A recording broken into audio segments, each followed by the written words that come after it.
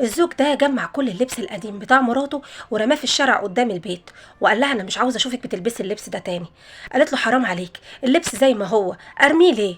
قال لها والجاكيت اللي انت لابساه ده مش ده الجاكيت اللي اختك اديتهولك من 10 سنين بعد ما هي لبسته وتارة ولسه بتلبسيه؟ طب ايه رأيك انا هقطعهولك. واخد منها الجاكيت وقطعه. وده كمان مش ده انت اشتريتيه من 10 سنين قبل ما ابنك ما يتولد ولسه بتلبسيه لحد الآن؟ ولا الفستان ده؟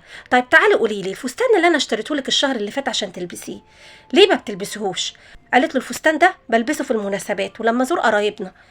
ودخل البيت وجاب لها الفستان الجديد وقال لها بلبسيه، انا عاوزك تلبسيه في البيت.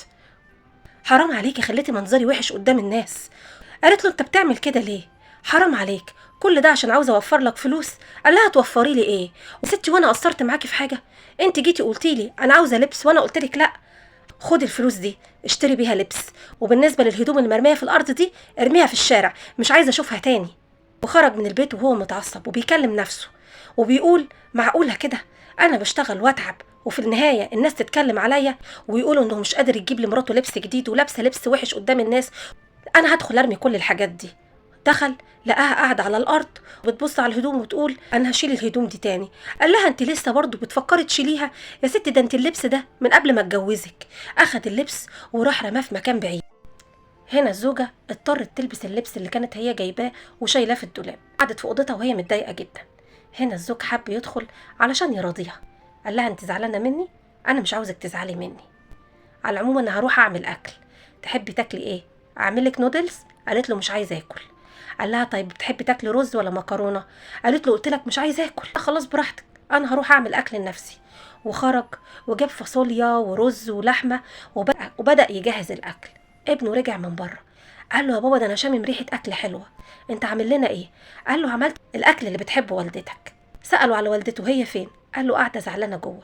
الولد الصغير دخل لوالدته اول ما شافها لابسه الفستان، قال لها ماما ايه اللبس الجميل اللي انت لابساه ده؟ يلا يا ماما عشان بابا جهز الاكل. واخدها وقعدوا على السفره. برضه كانت قاعده ومتنكده وزعلانه على اللبس القديم اللي اترمى. على فكره الزوجه دي زيها زي اي ست، بتحب توفر لجوزها علشان شايفاه تعبان وبيشتغل، لكن برضه الزوج يهمه منظره قدام الناس. عشان كده الست الذكيه لازم تعرف تعمل توازن بين التوفير وبين اعتنائها بنفسها، يعني لا تصرف كتير ولا تهمل شكلها قدام الناس. يا ترى مين فيهم من وجهة نظرك بيفكر صح؟ الزوج اللي يهمه منظره قدام الناس ولا الزوجة اللي أهملت في نفسها علشان توفر فلوس؟